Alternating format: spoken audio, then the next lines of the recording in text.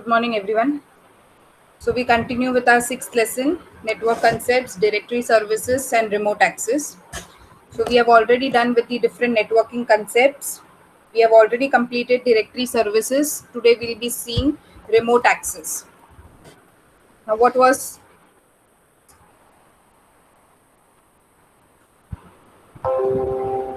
we had seen network related jobs that a person, if it is a certified from a Microsoft, can work as a network administrator, network engineer, network architecture, and designer. We had also seen what are the responsibilities of the administrator, engineer, and the designer. Then we had seen the other related jobs, like we have database administrator, email administrator, web designer, and a network support technician. Then we had started with what are the directory services, that is making the resources available to the user and to the different applications. We had seen what are the different resources. We had also seen it works like a phone directory, where if we want to access to any particular resources, we have to see to it that we access from a directory, we access from a service name, and then directly access a particular resource.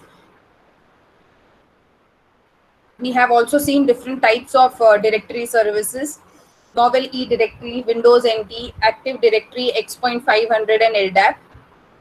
We had seen the different functions of each of the directory, but the one thing that remains common in all the directories are they follow a tree-like structure where the root remains common, but the leaf part can keep on changing from directory to directory. Then there was one advantage of using Active Directory was that it was giving us the security and the permission before the access. Then the second advantage of using X.500 was that it was providing us the location of a particular resource at a moment when a user wants. So this could be possible by installing, this was possible because LDAP was already inbuilt in X.500. So if I want to enable the same service of locating a particular resources, I can do that by installing an extra directory, which was the LDAP directory, along with Windows NT, Novel E directory, and the Active Directory. Then we had seen different models of LDAP: the information model, naming model, functional model, and the security model. Then we had started yesterday with what is forest, trees, roots, and leaves. So forest is at a very high level, and every tree which are there inside the forest has to follow a same structure and a same schema, which are nothing but the same rules. And a forest can contain one or more than one trees. Then we had seen what are trees. It is nothing but a hierarchy in which the users and the resources are arranged, like having a root having different branches called as containers if it has leaf nodes into it. If that is a last node, we call it as directly as a leaf node. Then what do you find at a leaf node is nothing but the resources. And we had seen that every object or every resource which is there inside the tree or which is there at the leaf node has its own properties, which are called as attributes. Some of the properties remain constant throughout, some of the properties keep on changing from network to network or system to system. Then we had seen that every object has a particular name and it can be identified on a network by using a global unique identification number. So we have also seen the concept of naming a particular object. We follow a structure of O, DC, and CM, where O is an internet, DC is a domain component, and then CN are the common names. Now, if I'm using a LDAP along with my Active Directory, I have to follow a LDAP naming structure also. So since the LDAP is installed along with an Active Directory, so we have already seen the naming structure of Active Directory. So whatever we give an input to an LDAP, the output will be in the same form. So how do we give the input by using the LDAP naming structure? We give it in the form of a query. So we had also seen how do we give a query, and we get an output which is in the form of a naming structure of your Active Directory. Then we had seen individually what is forest. It is at the highest level. It has many number of trees. All the trees which are there are following the same schema, and it is contagious. That means it keeps on growing, but it is not in hierarchy. Whereas when I talk about tree, a tree contains various branches, or it may be directly a leaf node. But whatever trees are there, all the trees are contiguous and they maintain a hierarchy. and they also have a two-way relationship. What was that two-way relationship? A root has to trust all the containers, containers trust all the leaves, and opposite side, leaf has to trust all the containers, and containers also has to trust all the roots. So this was about all about your forest, trees, roots, leaves, and the Active Directory. Today we'll be talking about a remote access. Now, what do you mean by remote access? An ability to get an access to a computer or a network from a remote distance. Which means what? I have a network setup where I have multiple computers. All the computers are connected to every other computer via that network. Now, if at all I want to access something from your computer, and if I'm not able to connect to your computer, or if I'm not able to share the details from your computer, I will take a remote access. Now, what is that remote access? We have different types of applications which has to be installed at both the ends. Both the ends means the two computers who want to share a data or who wants to communicate between each other. Now, you might be aware about many of such applications like TeamViewer, AnyDesk, like that. Now, what are those applications doing? They have some remote number. When that remote number is being shared, after that sharing is being done, it asks for a permission. Once you grant that permission, whatever is there on your screen or whatever is available on your computer can be accessed by the other computer with which you have connected. Similarly, if you also want to take an access of an opposite computer, you have to share the number of that opposite person. You have to type in that number into your system. Once you type in, a request will go to the opposite person that so and so computer with so and so ID wants to get connected through this remote access. If you give the access to that permission, or if you accept that request, your whatever is there on the opposite end of the computer will be visible to your computer. That is what is remote access. Why do we do this? Suppose if I'm not able to reach to that particular system and not able to solve the problem or not able to accept the data, I do this remote access. So for example, if I am at, say, suppose in India, and if an opposite person to whom I have connected over the network is in USA. Now, if at all there is any problem at the US end, is it possible for me to go and solve the problem there in front of that system? No. So in such scenario, we make use of a remote access. That means we use this particular concept whenever it is not possible to go physically and get the problem solved. But what is happening is we can do the same thing by sitting at our place physically. By sitting at our place physically means what? I have just connected to a network. I have taken his ID and I'm working on his system actually physically by using my system. That is what is remote access. Okay. Now a dial-up connection or a telephone lines are used. So what do we do is generally we make use of a dial-up connection or we make use of a telephone lines. Now what is a dial-up connection? We dial in a particular number and then we have a connection. If we do not type a number, we have other option is the telephone lines. So we have studied both the concept. If it is telephone lines, what do we have? We have a modem, but we do not have to type any numbers. So at my end also I have a modem. At US end also there will be a modem.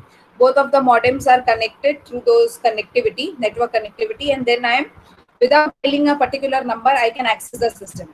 But what is the other option is you keep a dial-up connection. Now what is dial-up connection? Again, we have a modem over there. But what are we doing? We are dialing in a particular number to set up a connectivity. So if we are using that software, how am I exchanging the screen? First by dialing the number and second by accepting the request. Okay. So since I have dialed the number, I have connected appropriately to that system. And after the access has been granted, I am able to use the system. Okay. Remote access server is associated with firewall. So what is happening whenever I use any of these connection, whether a dial-up connection or a telephone line? So between that modem, what do I have is I have a firewall installed. What is the function of the firewall? The function of the firewall is to filter all the data before it has reached to the destination or before it has been left from the source machine. Okay. So why is this firewall installed? It is installed for a security purpose, so that whatever data is going from my end will be filtered. That means all the corrupted data or any kind of attack or anything which is wrong with my data will get filtered from that firewall, and then it will travel through a network up till the firewall of that opposite end. Again, when it reaches at the firewall of the opposite end, same work will be carried up of data filtering, monitoring and all, and then it will be reached to the destination. So what am I doing by this is I am ensuring that whatever data has been sent from my end is completely secured. That means there is no kind of attack or there is no kind of breach with the data, and same data will be reached to the destination as it is. Again, when the data is sent from the destination end to my end, it will be filtered in the same way. Why? Because at both the ends the firewall are installed. So whenever I use this remote access concept, let it be a dial-up connection or a telephone line connection, we have the server installed at both the sides. It allows someone to log into the system as an authorized user without being physically present at that particular location.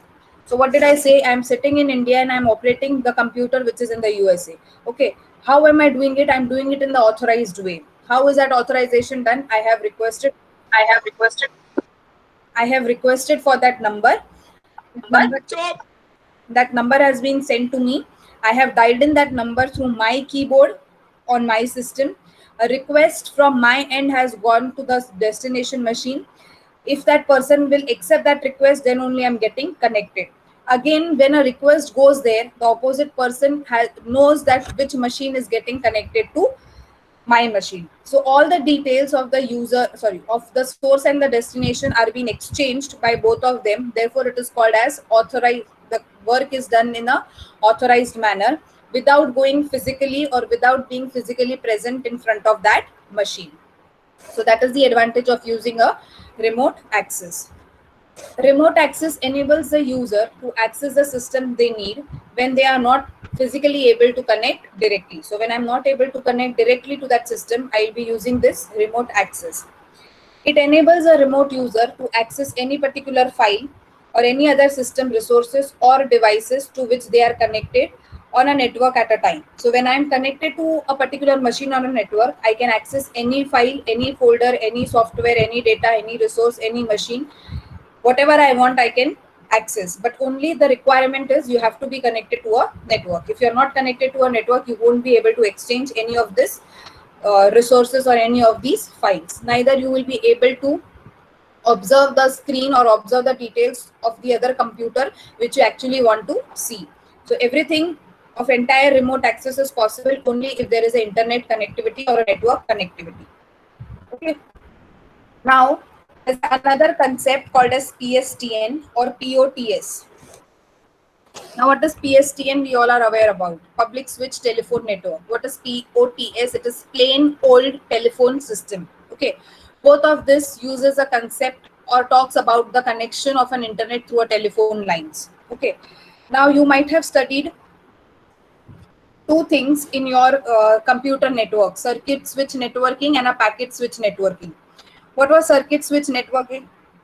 I was getting connected to a system via a network through a mechanism called as circuit switching. Whereas how I was getting connected in a packet switch network, same thing, two computers getting connected over a network, but only the difference in circuit and packet switching is that in packet switching the data was getting transmitted over a packet. So whenever it was getting reached from a source, so whenever it leaves from a source and whenever it reaches a destination, there was something called as assembly of the packages. So what is happening in packet switch network? If there is a data, I will divide that data into smaller packets and I will transmit that smaller packets through all the routes, all the different routes to make it reach to a destination. When it reaches to the destination, what is happening? All of the data which is coming from multiple networks or from multiple lines are first assembled. So if I have divided a data into 4 packets, I will send packet 1 from different route, 2 from different route, 3 from different route, and 4 from different route. It might happen 3 has reached first, 2 might reach after that, 1 might reach after that, and the 4th one is the last to reach. So at the destination, it won't be assembled or it won't be received as pehle 3, fir 2, fir 1, fir 4. What will happen before it is delivered to the destination? It will be assembled in the way it was before dividing into packets. So जो packets hai, it will be again converted back into the data 1, 2, 3, 4 in sequence, and then it will be delivered to your destination. That was a packet switch network. What was happening in circuit switch? I was deciding only one route, though I have ABCD multiple routes from destination 1 to 2, but I will select only one route. Okay, I will send the data into different packets by using a same route. So what will happen? First one will go, after that two will go, three will go, four will go. That means it is using a same line, it is not using multiple routes. So what is happening? The time taken in a circuit switch network is more as compared to packet switch. So the concept which is used in PSTN ports was a circuit switch network. Whenever a voice was transmitted, or whenever a data is getting digital data was transmitted, though there were multiple routes of switching, but I used to select only one route and used to transmit the data through that one route. So I used to wait whether the data 1 is received or not, then I will send data 2, then I will send data 3. So that concept was used in PSTN and ports. Later, when ISDN and your DSL were used, in those your packet switch concept is being used. So we know how is public switch telephone network. Whenever I dial a number, what is happening? That number does not directly ring to the destination, and actually that machine will not even know that where your destination is being located. What is happening? I had told you there are multiple towers or a multiple base stations, also called as cells, where your network is getting switched. So if I dial a number, whichever is my nearest base station, I will first get connected to that base station. It is a responsibility of that base station to forward my call to the next base station. Again, it is a duty of that next base station to forward it to the another base station. And like this, through via multiple base station, my call gets reached to the destination machine. So since I am transmitting it through multiple mediums, it is named as public switch telephone network. Why? Because it is getting switched between various base stations where each and every users are being connected. Okay, what concept is used if it is a telephone lines? If it is a public switch telephone network, I have a landline at my home, you will also have a landline at your home. Now what connection I'm using is, I'm using a connection of twisted pair. It was not fiber optics. Your mobile networks will have fiber optics. Your internet connectivity, that is RJ45 cables, will have fiber optics, that is transmission through lines. Whereas twisted pair were used in the landline system. So whatever, even if we have landline today, how are they connected? They would be using a twisted pair connectivity and not the fiber optic or a light concept for transmitting the data. Therefore, your transfer to your mobile phones and transfer of your data on your internet is faster than the transfer from your data via the telephone lines. Which connectors are used if you make use of the telephone lines? RJ11. If you remember, I had shown you that connector RJ11 when we started studying about modem. Okay, so it has 11 lines, out of which some of them are used for transmitting, some of them are used for receiving the data, and remaining are grounded. How much is the speed of that telephone lines? It is only 33.6 kbps per second. That means how much it can transmit? Only 33.6 kilobytes in a second. Whereas if you see your internet connectivity through your routers and through your other networking devices is much faster as compared to your modem. So when I'm using your telephone lines, what I'm going to use is a networking device used will be modem. So you know now what is modem. It is modulator and demodulator, which performs the work of converting analog data to digital data and digital data back to the analog data. Okay, is this understood up till here? What was PSTN and what is remote access? Yes. Yes, ma'am. Yes, ma'am. Okay, so we have completed remote access, that is securing or using a network, using a computer or accessing a computer from a remote location where I am not physically present, but I will be connected to that system with an internet connectivity and with that remote access. Okay. Then next is, we also had seen what is that PSTN, getting connected to a network using a telephone lines or a modem, but it using a concept of a circuit switch networking and not a packet switch networking. Now next we'll be seeing what is ISDN. Okay, what is ISDN? It stands for Integrated Service Digital Network. Again, this is a concept which provides the internet connectivity. Now how is that internet connectivity provided? That will be seen. It is a communication standard for digital telephone connection and the transmission of voice and data over a digital line. So what it is used as, it is some type of digital connectivity which allows a user to get connected to a network, which allows a user to transmit a digital data as well as a voice data, that is analog as well as digital data is being allowed to transfer if it is ISDN. That means if I do not want to use this PSTN, or if I do not want to use the concept of PSTN, I can switch over by using ISDN. Why? Because PSTN also allows you to transmit voice and data. Your ISDN will also allow you to transmit voice and data. Now, this ISDN is allowing or is available in two forms. Which are those two forms? First is the BRI, basic rate interface, and PRI, that is primary rate interface. Now we will see them, what they are. First is the basic rate interface. What is basic rate interface? It has 3 channels. That means I can use this ISDN concept either by using BRI format or by using a PRI format. What is that BRI format? It has 3 channels. What are those 3 channels for? Out of which the 2 channels are the bearer channels, and they carry a data at a speed of 64 kbps, and they also carry voice. That means from this 3 channel, 2 channels are called as a bearer channel, which will allow me to transmit data as well as voice. But at what speed? At a speed of 64 kbps, which is anytime more as compared to your PSTN. So one of the advantage of using ISDN in case of PSTN is the speed of transmission of a data. This is only 33, whereas this is 64. Third is a data channel which carries all the call setup information. So I have 3 channels, out of which I am using 2 channels to send a data and voice. Okay, so one will be used for data, one will be used for voice. What is the third channel doing? It is used only to carry the call setup information. What is that call setup information? When I make a call through this ISDN, what will happen? Initiating this call, getting connected to that call will be done by this third channel.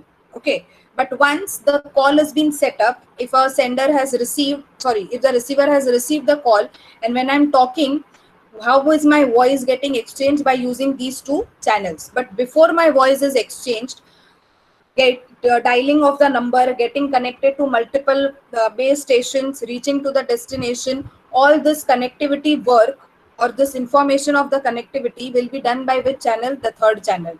Okay. So the third channel will only do the setup. But once after the setup is done and the data exchange starts, it will be done on the first 2 channels, which is used for sending the data and sending the voice. Okay. So the third channel which is used will carry the setup information of the speed with 16 kbps. Okay, why this is less? Because I do not have to do anything much with the setup work. My main load is required when it is exchange of data. Okay, so how do I read this particular BRI channel? As it has been read as 2B plus 1D. Okay, so what is that 2B? It is nothing but 2 bearer channel. And what is that 1D? A 1 data channel. But data channel does not mean it is carrying a data, but it is just using, or it has been named as data channel to make a setup for that data to get exchanged. Okay, is this understood? BRI, basic rate interface. Yes. Okay, so I can also call this as types of ISDN. The first type as BRI and the second type as PRI. Okay, what is PRI? Primary rate interface. What does it has? It has 23 bearer channels. 23 bearer channels means out of that 22 are used for carrying the data and voice, and again that 1 data channel is used for making a setup connection.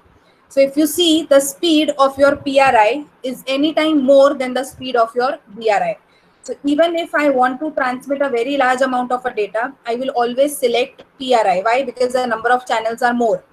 As the number of channels are more, my transfer of the data and voice will be at much higher speed as compared to that of the BRI. Both of them will make use of only 1 data channel to make a setup, because the setup does not take much time. Only time required or time essential is for transmitting the information from one end to another end.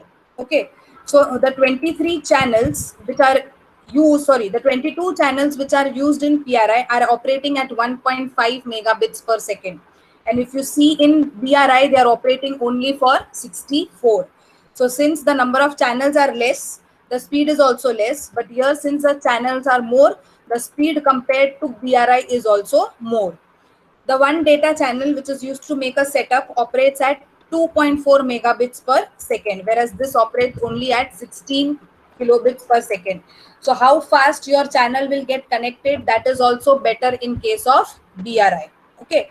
So if I select a type of ISDN, I will always prefer a PRI because the number of channels are more, data transfer speed is also more, and the setup made between the two systems or two telephones is also more.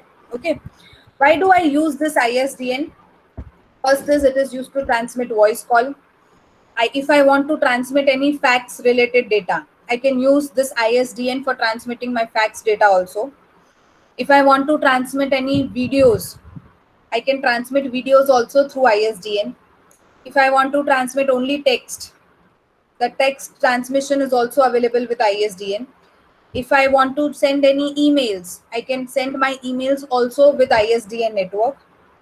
If suppose I want to access a particular database, if I am sitting at home today and if there's an exam going on from 11 to 12, so if I just want to check the database at how many students have given, how many are getting error, I can sit here and access the database of our exam section by using that ISDN. So database access or database connectivity is also possible if I use a ISDN connectivity.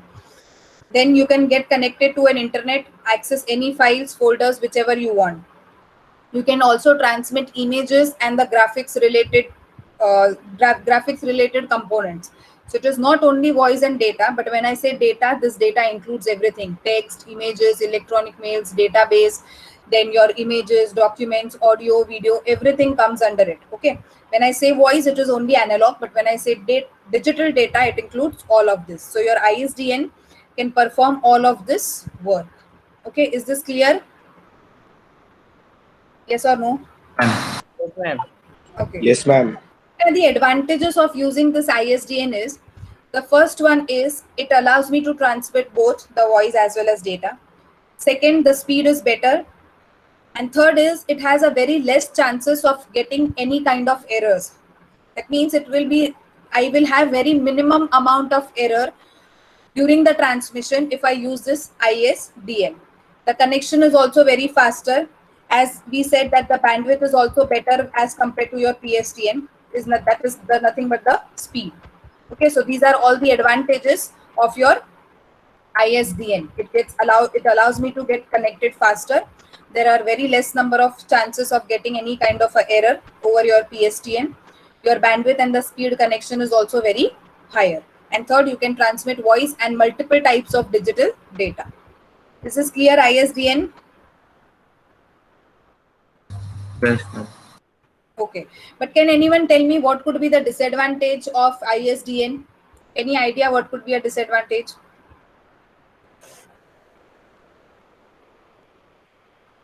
Any one of you, any disadvantage? We had seen so many advantages, but there can be some disadvantage.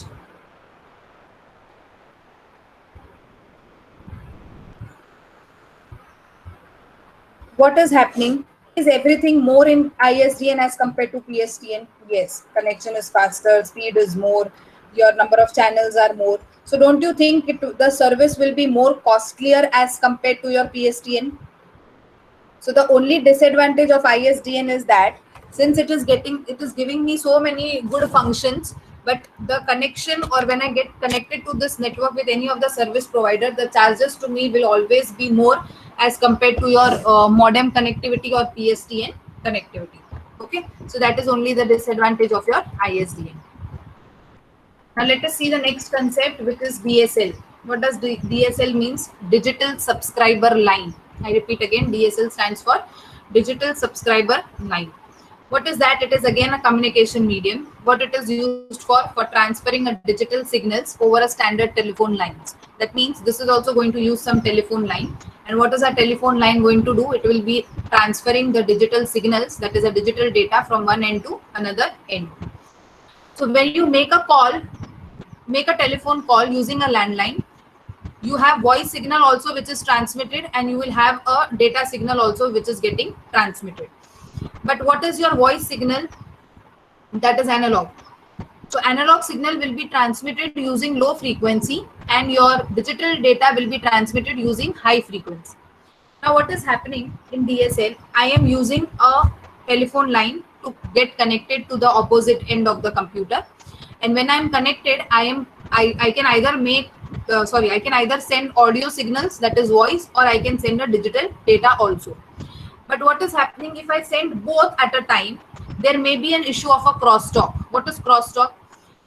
It might happen that some another voice is made heard to me, or when I'm talking on a call, many times it happens that दूसरे किसी का आवाज आता है अपने को. So what is that called as? It is called as crosstalk. Or it might happen that if I'm using a same line for transmitting voice and data, I may get a delay in my voice. Why? Because on a same line, data is also getting transferred. So to avoid this, what is DSL doing? It is using two different frequency for sending a voice data and for sending a digital data. So it is not using a one same line on which the voice and data both is sent. It is using two separate lines, one on which voice will be sent and one on which the data will be sent, in order to avoid this crosstalk and the delay of information. Okay. So how is that two lines divided? Those two lines are divided into different frequencies. Okay. So frequency 0 Hertz to 4 kilohertz is used for only transmitting the voice. Therefore, it is called as voice band. So the frequency 0 to 4 kilohertz is used only for transmitting the voice. And the frequency higher to 4 kilohertz is used for transmitting the digital data. So whenever I want to transmit any voice, I will switch over to the voice frequency channel, which is operating from 0 to 4. I can use any of the channel, either 0, 1, 2, 3, 4, and transfer my voice. But if I want to transfer a data, I will switch to the higher frequency band, which is more than 4 kilohertz, and use that particular frequency channel for transmitting my data. Okay. DSL brings a connection into your home through a telephone line and allows the household to use the internet and make the telephone calls at the same time. What was happening in a modem? Phone aaya, so your internet used to go down. Yes or no? Why? Because at that in modem, I'm not using any kind of frequency bands, whereas in DSL, I'm using a frequency band. So even if a call comes, it will be getting shifted to a lower frequency, which is from 0 to 4 kilohertz, and your internet will keep on working on the higher frequency. So the problem which was faced in your modem of the delay in the receiving and sending of a data, and whenever a call used to come, cut off your network, that problem does not come in DSL because of division of a data and your voice on two different frequency channels. Okay. It works because the DSL system separates the telephone lines into different frequency bands. So why is this thing possible? Because it operates on the different frequency bands.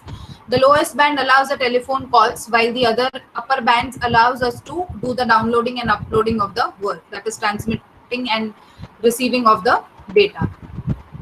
Now we have two types of DSL, a symmetrical DSL and asymmetrical DSL, which are also called as SDSL and ADSL. When it is SDSL, it is symmetrical. When it is ADSL, it is asymmetrical. Okay. Now, what does the symmetrical DSL means? Symmetrical connection offers equal bandwidth for upload and download. That means when I shift to a higher frequency band for transmitting of a data, my download speed and the uploading speed will be same if I use SDSL. Okay, how much that speed will be? 2.8 megabits per second. So when I download, I'll get 2.8 megabits per second. When I upload any data, I will again get 2.8 megabits per second. If I use ADSL, that is asymmetrical DSL, this is one of the popular type of DSL connection. Most people do more of the downloading as compared to uploading. So for if I have, or if my working is more of downloading and less of uploading, I will select this ADSL. Why? Because the speed of downloading is more over here as compared to the speed of your uploading. Okay. So an asymmetrical connection has more downstream bandwidth and less upstream bandwidth, which is how much? 1 megabits per second. Matlab, uploading is only 1 megabits per second, but your downloading speed is more than 2 megabits per second. Okay. Next is VDSL. What does this VDSL means? It is a voice digital subscriber line. Okay, voice digital subscriber line means it is used only for communication of voice. That means I'm not going to use a higher frequency band, my major of the work is done only through exchange of the voice. Analog signals are being sent. So in such cases, I will make use of VDSL, where my transfer of my voice will be carried at 26 megabits per second. Okay.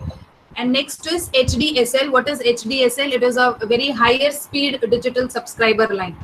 So the cost of this higher speed digital subscriber line is more as compared to that of your SDSL, ADSL and VDSL.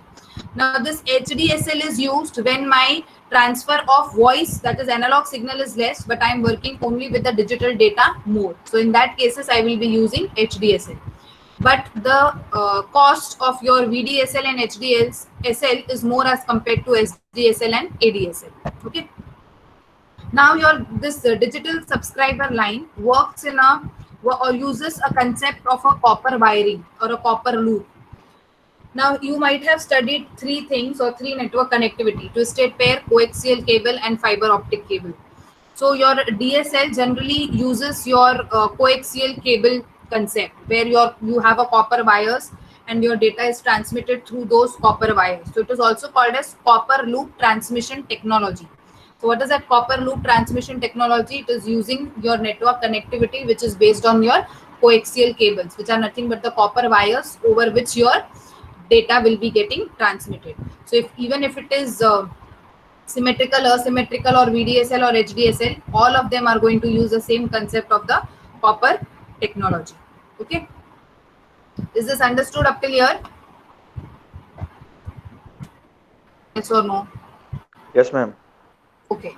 So we have seen what is ISDN, we have seen what is DSL, and we are already aware about PSTN. So your PSTN uses a concept of circuit switching, whereas your ISDN and DSL uses a concept of packet switching. Okay. Now next concept or a next topic is viruses. Now there are many kind of attacks which happens on a network whenever any data is transmitted between the two systems. So if your system is not secured, your system or your data may be vulnerable to any kind of these attacks, either a virus attack or it can be a worm attack, or it can be a spyware, or it can be a ransomware attack, or a keyloggers, or a Trojan horse attack.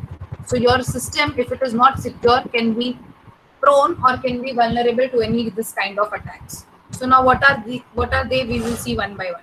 What is a virus? It is a malicious code which replicates by copying itself to another program. So if I have two programs, out of which in one program there is a virus, it can immediately transfer it into the second program which is there inside the system. So it will get copied from program 1 to program 2. All this thing will be happened without this being known to the user. Okay, everything, this all copying work from one program to another program, from one file to another file, from one folder to another folder, everything will be done without being known this to the user of the computer. Okay, so it is a type of a code, and this code is copied from one file to another file or from one folder to another folder. The virus requires someone to knowingly or unknowingly spread this infection. What does it mean? It will select one particular medium through which it will copy itself from one file to another file. So it requires some medium to get copied. Without that medium, it won't get copied that easily. Okay. All this is done without the knowledge or permission of a user or a system administrator. So your user does not know anything that all this is happening. Neither your administrator will be knowing that something like this is happening. Once if there is a virus in your system, and if that virus has got a medium, it will keep on affecting each and every files and folders which are there in the system. A virus can be spread by opening an email attachment. So if you have sent an email, and if I do not scan that email, and if I simply download, open it and start using it, it has got a medium now, and it will start getting replicated from one file to another file. So it is not necessary that someone will inject it inside your computer, but it can be sent through an email attachment also. So what is my work at my end? When I get an email, I'll simply download and start reading. But will I ever come to know, if I do not scan it, that whether it has a virus or not? I will never come to know. It can be injected into your computer system by clicking on executable file. So if I wanted some software, or if I have taken an exe file from a pen drive from your system to my system, I put that pen drive into my system. I will click on that exe file for the installation, and at the same time the virus has entered from your computer to my computer. Okay, so if it can happen even when I click on any of the executable files. It can also get infected into my computer by visiting any of the websites or viewing any infected website advertisement. Many a time when we open website and search for some information, there are multiple ads which are coming. So many a times we install that additional extension ad blocker. So if that ad blocker is not there, and if I simply read each and every advertisement, or if I click and surf every advertisement, it might happen that that virus enters into my system and affects my system. Okay, it can also be spread through an infected removable storage devices like USB. So as I said, if I've taken that exe file from a pen drive from some another computer or from some computer of a cyber cafe, it can always enter into my system through that secondary storage devices also. Once a virus has infected a host, it can infect the other system software or the resources, modify or disable the core information or the application, as well as copy it from one file and folder to another file and folder also. So once it has entered into my system, what it is going to do, it will affect everything which is there inside the system. Let it be any resources, any files, any folder, any data, whatever you have, it is going to affect everything inside the system. Now, some of the viruses are called as logic bombs, or they are called as dormant. Now, what is a dormant or a logic bomb? They have entered into my system. Okay, I have just taken a pen drive at the printer cyber cafe shop, and I have just inserted into their machine to take one printout. After that printout is done, I have used that same pen drive and inserted into my computer. Now the virus has entered from that cyber cafe's computer into my computer. But what will happen is, if it is a logic bomb or a dormant kind of a virus, it does not get activated immediately. It waits for some kind of an event, or it will wait for some kind of a trigger. When that trigger has occurred, at that time only it will get activated, or it is activated at a particular time or a particular date. Now what happens is, I have inserted that pen drive, and if suppose today is 14th of October, but the time set to activate that virus is suppose 14th of November. So from 14th of October to 14th of November, 1000 times if I insert that pen drive into my system, that virus will not infect.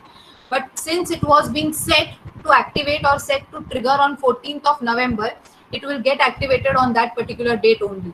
So such type of virus are called as dormant. Dormant means they are sleeping, and when the time comes, they are activated or they are waked up only at that particular time. Okay, so such type of virus are either called as logic bomb or they are called as dormant. Is that clear? What is viruses? Are you clear about that? Now you have many different types of viruses. What are those? File infectors or a file type of virus, macro virus, resident virus, system or boot record virus. Now what is file virus? Some file infector viruses attach themselves to a program file, usually selected .com or .exe files. So if it is a file virus, what will they do is, they will generally search for some kind of exe files or .com files in the system, and they will start replicating or copying their program into all of those exe files and all of those .com files. Okay, so we call such type of virus as a file virus, because they initially try to attack all those exe files and the .com files inside the folders. Next is the macro virus. What is macro virus? These viruses specially target the macro languages command inside any application like Microsoft Word. So this viruses will be affecting which files or which applications? The applications which are written in macro languages. Okay, so which are the programs written in macro languages? Your Microsoft Word. Okay, your Microsoft Word is written in macro languages. So if you have any other application which uses this macro language, your macro virus will affect all those particular applications inside the system. Then next we have is resident virus. What is resident virus? This type of virus embeds itself in the memory of the system. So where is this virus going to affect? It will affect your memory. It may be your secondary memory or it may be your hard disk. That means it will either go and affect your RAM directly or it will go and affect your hard disk. So since they go and reside there permanently, they are called it as a resident virus. Last is system or a boot record virus. What are these viruses? They are going to affect the boot record. Boot record means your, are you aware about a term called as master boot record? It keeps that, what is that master boot record? It is the place where from where your operating system is being loaded. So when I say a system or a boot record infector has infected, means what? It has infected your operating system or a master boot record where your operating system is being stored. So if at all your system is affected with this master boot record virus or a boot record virus, you have to complete, your system has completely gone, because it will not allow to load your operating system only, because it has affected the file where your operating system is stored or from where it is going to boot your system. Okay, so these are the different types of viruses which are there. Apart from this, there are many, but for your syllabus you have only this one, this many. Okay, along with this you also have to write about the logic bomb or a dormant virus. Okay, now how are you supposed to prevent from these kind of viruses? You have to keep your computer up to date. Up to date means what? You have to put some antivirus software so that whenever any of such kind of devices or downloading is being done, it keeps on checking before that download happens. Okay, you always have to back up your computer. Why do you have to back up? So even if I have not put that antivirus and if my system has been affected by that viruses, I always have a second copy of a data. So even if my original is lost by that virus, I can restore all my contents by using that virus. You also have to put all different kind of antiviruses inside your system. So you keep on installing antiviruses software and see to it that you also update those viruses, antiviruses as and when it is required. Try to avoid going on suspicious websites. So if you know that this website is not secured, if you might have seen many a time, there is HTTP and there is HTTPS. So the website which is HTTPS, that S stands for secured. So if you find it any website which opens with HTTP, do not try generally to go to that particular website. You may come across such kind of attacks for your system. So if it is HTTPS, if it is secured, you can try using that particular website. Always scan the email attachment. So before you download any of the emails, see to it that you scan the email and then you download that attachment. Always also use a malware scanner. Like how you have an antiviruses, you have one more type of a software called as malware scanning. What does that malware scanner does? It always keeps on checking your computer system and it gives you a record if at all any of your files and folders are affected with any such kind of vulnerable attacks. If they are, they will give you the list and then you can use the appropriate measure to remove that particular viruses. Okay, next is the worms. What are worms? A worm virus is again a malicious code, but it is self-replicating program that does not spread throughout a network. That can spread throughout a network without a human assistant. What was happening in a virus? I downloaded the attachment. So there was an involvement of a human there. I clicked on that attachment and then the virus came. What was happening in that pen drive? I copied it from the cyber cafe. I installed it into my system. So again, there was an involvement of a human. Whereas what is happening in worms, they are such type of a code, malicious code. Again, they are also self-replicating, but they can spread over a network without a human assistant, without a human involvement. Human will never involve in any of the activities. Still, that particular worm or virus will get installed into your computer. What does a worm do? They modify any of the files on their own. They can delete any of the files on their own, and they can even inject additional malicious software on the computer. So if you compare from virus and worms, worms are much more dangerous as compared to virus. Viruses are making the files corrupted, whereas they do not modify or delete any contents. Whereas what is worm doing? If I have a very important file into my system and if it is infected through that worm, it might delete that entire file. So if I haven't taken a backup, that file is gone forever. I have to remake it. Or what it may do, it may modify the contents of the file. And this all will happen without a human involvement. That means I will not be able to aware of any of such kind of activity which has been happened. Apart from modifying and deleting, what it can do is it can also bring additional malicious software into your computer. मतलब वो खुद तो personally it will enter inside your computer. Along with that, he may bring something else also that will affect your computer. Which means what? If a worm has come, a worm may bring some another kind of virus also along with it. So your system is affected with virus also, your system is affected with the worm also. So it is that dangerous as compared to your virus. Next is spyware. What do you mean by spyware? A spyware secretly records the information about a user and forwards it to the third party. So what is happening in a spyware?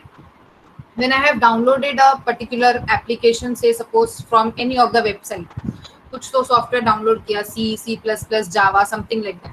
What is happening? That exe file from which was being uploaded by the user and which I have downloaded, that particular application which I have downloaded also had a small code written inside it. What was that code doing? That code was monitoring all of my information and recording my information which was happening inside my system. What did I do? I did not knew anything about that particular code which was written secretly. What did I do? I simply wanted to download something, so I just entered Java software download. Whichever was the first site, I simply downloaded from there. Okay, but it might happen that it was not genuine. So since it was not genuine, or it was uploaded by some hacker or some attacker, what they do is they generally write a small code in that particular software application only. So when it installs in any of the system, what does that particular code do? It starts capturing all the information on the system which it is installed. Okay, so if I have opened some banking application and if I type some password, what will happen? That application will take my user ID of that bank. It will also take the password which I have typed for that bank, and then they may perform any activity or any wrong activity from their end by using the password and the user ID which is captured by this application code. That is what is called as spyware. So the information gathered may cover files on the computers, users' online activity, or even users' keystroke. Now, what is that user's keystroke? We will be learning ahead when we study something called as keyloggers. Okay. So what is the spyware doing? I have not done anything. Neither I have got anything in the pen drive. What I have done is I have downloaded something which was very needful to me. But since I downloaded it from the wrong site, or which was not genuine, what happened is a wrong application got downloaded which was capturing all my activities I was doing on my computer system. And all these activities were being observed by the hacker at its end. Okay, that is what is spyware. Now, what are logic bombs? As I told, they are dormant. That means they are not active, they are sleeping, but they activate only at that time when that particular date and time is being occurred. So they are a type of a virus. The next is ransomware. What is ransomware? It is ransomware grabs a computer system or a data it contains until the victim makes a payment. Now, what is this ransomware? I have used I know what is spyware. Spyware kiya maine. I have given you a, say suppose I give some application to Kiran. So now what Kiran will assume, okay, madam se aaya hai, so it has to be genuine. So he'll install it inside his system. But I have injected that application code in that particular software or in that particular application. Now, whatever Kiran is doing at his computer or his side, I can see at my end. So he has logged into some ICICI bank with a username as Kiran and password as with the Kiran. He has made he has so many rupees in his account. So now if I want, I can take that amount from his account. Why? Because I know his user ID, I know his password. So what do I do is, once when I get to know this information, I may blackmail a particular victim, or I will blackmail Kiran that you give me more so many amount or so many rupees so that I can give you your original money back. Or for example, if Kiran has attacked my system and all the exam question papers and results are there with me, so Kiran may blackmail me कि अगर आपको आपका data वापस चाहिए तो you pay me so many 20 lakhs or 30 lakhs something like this and I will give you your data back. So that is what is called as ransomware. What is ransom? A attacker is asking for a ransom money from the victim to get its original data back. If you remember, if you search for a ransom attack, there was one ransom attack which had happened on the computer network.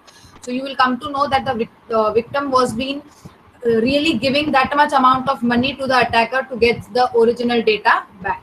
So this is also one kind of a attack which happens on the computer network. But to make this ransomware possible, I have to use this kind of spywares, because if there is no spyware, I cannot perform this ransomware attack. Next is keyloggers. Now what is keyloggers? If you remember, we had seen something over here that it captures all the online activities and even the keyloggers. What are these keyloggers? They record everything the user types on his or her computer system to obtain the password and the other sensitive information and send them to the source of the key logging program. So when I type something from my keyboard, all whatever I have typed is being captured and sent to that key logging program. And then from that key logging program, it is being taken by the attacker. Now, where are these key loggers installed? They are generally installed in the ATM machines. And you will not even come to know how they look like.